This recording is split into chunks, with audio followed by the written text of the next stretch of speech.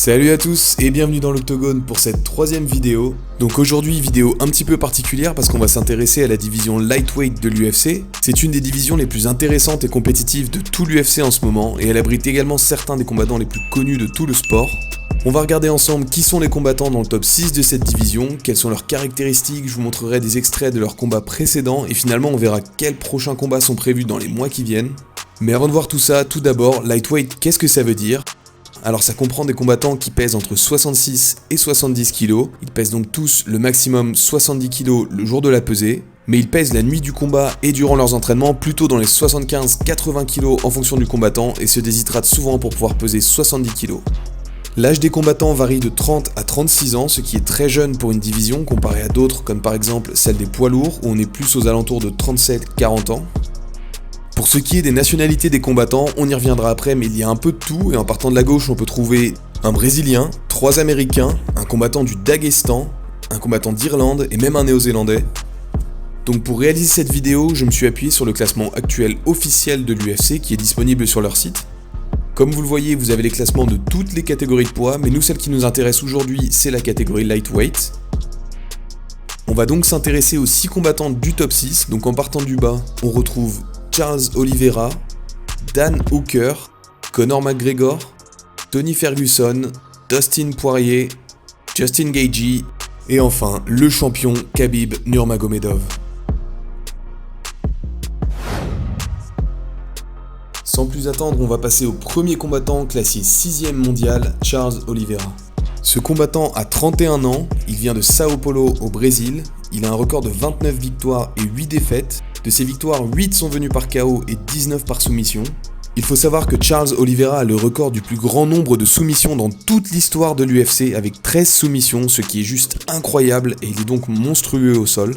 À l'heure de cette vidéo, il a gagné 7 combats à la suite et son prochain combat sera contre Tony Ferguson dont on reparlera plus tard dans cette vidéo à l'UFC 256 le 12 décembre. C'est un combat qui promet donc d'être super intéressant parce que les deux sont vraiment super bons au sol. Je vous propose de regarder un petit extrait d'un de ces combats. Si ça vous intéresse d'en voir plus, vous pouvez toujours chercher dans YouTube Top Finishes Charles Oliveira et il y aura des compilations. L'UFC publie également des vidéos de ces combattants donc vous pourrez la trouver sur la chaîne de l'UFC. On passe tout de suite au numéro 5 et à cette place on retrouve Dan Hooker, un néo-zélandais de 30 ans, il est donc le plus jeune de la division mais de très peu. Le Kiwi a un record de 20 victoires et 9 défaites avec 10 KO et 7 soumissions. Il est connu pour avoir un menton en granit, donc il emmène tous ses adversaires dans des guerres, il prend beaucoup de dommages mais il leur rend le double, donc c'est vraiment super fascinant à regarder. Il a perdu son dernier combat contre Dustin Poirier qu'on retrouvera également plus tard sur cette liste, plutôt en 2020, dans un combat qui était épique et qui est pour moi le meilleur combat de l'année 2020 jusqu'à maintenant. Il n'a actuellement pas de combat de prévu, notamment car il vient Nouvelle-Zélande et donc c'est difficile pour lui de se déplacer en ce moment. Je vous mets encore une fois un extrait d'un de ses combats, donc comme vous pouvez le voir, il est très rapide et très technique mais il a également beaucoup de puissance. On passe maintenant au numéro 4 mondial de l'UFC, un combattant que j'ai sans doute même pas besoin de présenter car il a rendu le sport populaire à lui tout seul. C'est l'un des athlètes les mieux payés du monde actuellement et c'est l'ancien champion lightweight, Conor McGregor.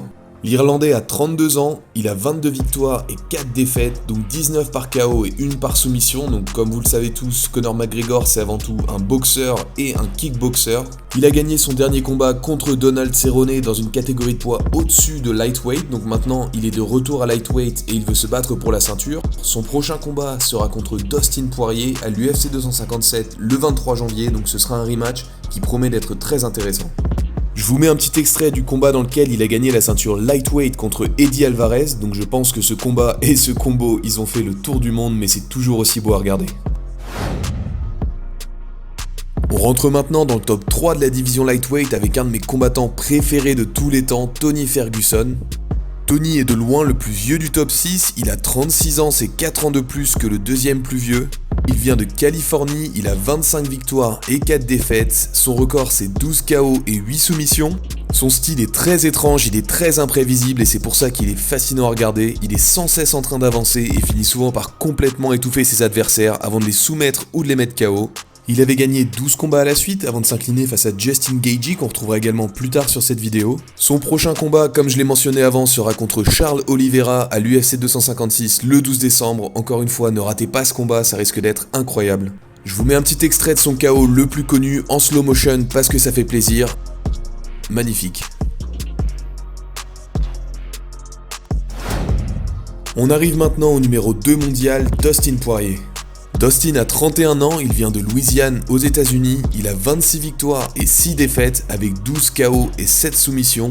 C'est un combattant qui est très complet, donc il est excellent au sol, mais il est également excellent avec ses poings. Il est très technique et très académique, mais sa boxe est vraiment magnifique à regarder. Il a gagné son dernier combat contre le Kiwi Dan Hooker qu'on a vu précédemment, et son prochain combat, comme je l'ai dit, c'est Conor McGregor à l'UFC 257 le 23 janvier. Ce sera donc un rematch, les deux s'étaient affrontés en 2014. Encore une fois, ne ratez pas cet événement, ça va être incroyable. Je vous mets ici un petit extrait, encore une fois, si vous voulez en voir plus, YouTube, Top Finishes, Dustin Poirier, et vous trouverez tout sur la chaîne de l'UFC.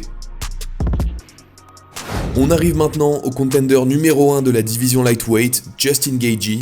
Justin, c'est un Américain qui a 32 ans, il a 22 victoires et 3 défaites, 19 victoires par KO et une seule par soumission. Donc c'est un ratio KO-soumission qui est très similaire à celui de Conor McGregor, cependant les deux combattants sont très différents. A l'inverse de Conor McGregor qui en général ne prend pas beaucoup de coups, Justin lui il mord dans son protège-dents et rentre dans son adversaire. Il finit souvent par briser ses adversaires, que ce soit leurs jambes, le corps ou les mettre tout simplement KO. Il a perdu son dernier combat contre le champion Khabib il y a moins d'un mois, et donc en ce moment il est en train d'attendre car il vient de combattre, on ne sait donc toujours pas qui sera son prochain adversaire.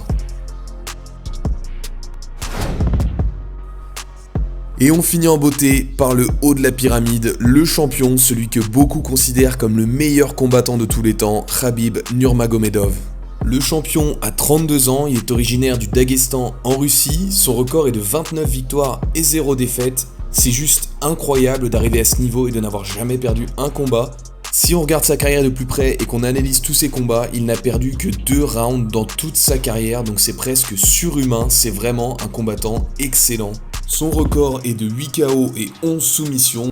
Dans la division lightweight, il a déjà battu Conor, Poirier et Justin Gaethje. Khabib a décidé de prendre sa retraite pour 2 raisons principales. La première, comme on l'a vu, c'est qu'il a déjà nettoyé la division lightweight. Il a battu 3 des 6 meilleurs combattants de l'UFC dans cette division. Et la seconde, c'est qu'il a promis à sa mère, après la mort de son père, de ne plus se battre, car son père c'était son entraîneur et son coach, et donc il a promis à sa mère de ne plus se battre sans lui. Beaucoup pensent cependant que Khabib reviendra pour un dernier combat afin de monter son record à 30 victoires et 0 défaites. Khabib a lui-même dit récemment qu'il allait s'asseoir avec le président de l'UFC, Dana White, afin de discuter de son futur dans l'organisation. Il l'avait souvent répété, un seul combat pourrait un jour le ramener dans l'UFC, et ce combat ce serait Georges St-Pierre, un combattant retraité également et considéré comme le meilleur de tous les temps. Cependant, beaucoup pensent que si Conor parvient à gagner son match contre Dustin, le rematch arrivera, car le premier combat a généré tellement d'attention et a fait monter le sport à un autre niveau qu'ils arriveraient forcément à ramener Khabib. C'est maintenant la fin de cette présentation du top 6 de la division lightweight de l'UFC, une division qui est actuellement en feu et qui devrait nous donner des combats incroyables à regarder dans les mois qui viennent. Si vous avez 2 choses à retenir de cette vidéo, c'est 2 combats. Le premier est à l'UFC 256 le 12 décembre et il opposera Charles Oliveira contre Tony Ferguson. Moi j'ai tellement hâte de voir ce match, encore une fois surtout si ça va au sol. Et la seconde date, c'est le 23 janvier à l'UFC 257, le rematch tant attendu entre Dustin Poirier et Conor McGregor qui devrait donc déterminer la place de contender numéro 1 et devrait nous permettre d'avoir un peu plus de visibilité sur le futur de cette division. Et je vous ferai évidemment un recap de ces 2 événements et on fera le point ensemble. C'est la fin de cette 3e vidéo, j'espère qu'elle t'aura plu. Si c'est le cas, n'hésite pas à me dire dans les commentaires si t'aimerais que je fasse ce genre de vidéo sur d'autres divisions. N'hésite pas également à mettre un pouce en l'air et à t'abonner, sinon je demande à mon pote Terry de te mettre un coup de pied retourné dans la jugulaire. C'est tout pour aujourd'hui et je te dis à la prochaine, ciao.